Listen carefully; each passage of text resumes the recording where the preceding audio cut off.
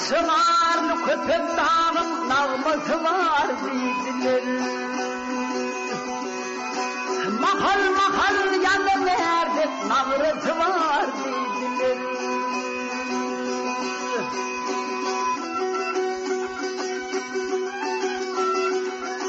Yıldırımla köpürle diyen çalması var deydiler. Aylanıp Türkmen toprağını yağması var deydiler. Dağlarında korkuda tam kaygısı var deydiler.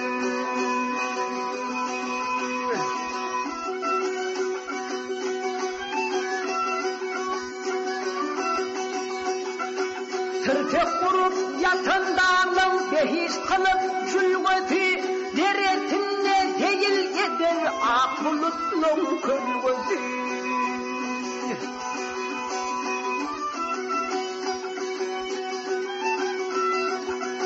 Köpek dağın yönü dağ derbidir balıtın şuneti. Köyten kadar balkın dağı küllü Türkmen dünyeti. Dağlarında Oğuz Han'ın kaygısı var deydiler.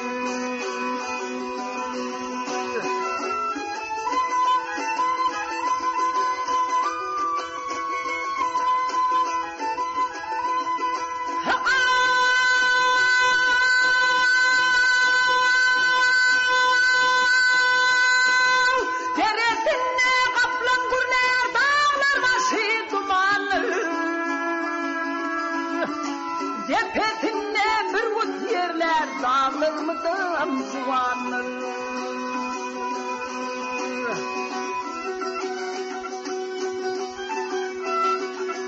Eteğinde iyiler öğren gedi diyar amanır. Sardağı var çallı bilim gelecek altın zamanır. Bu dağlarda görünün namatı var dediler.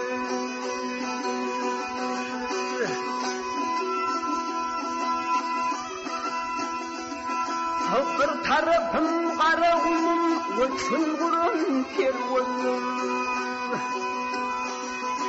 Düşman olup gelen emer, Türkmen'e erk verilenler.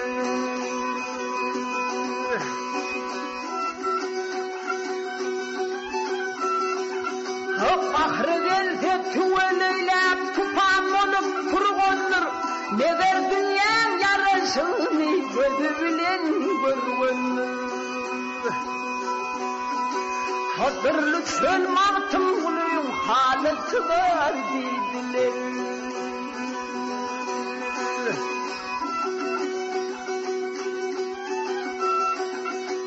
Ahret elde tüveleylep, tufan olup turgundur. Never dünyanın yarasını gözü bilen görünür.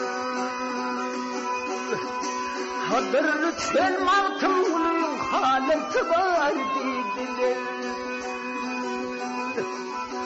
O dağlarda korkuda tam kaygısı var dediler.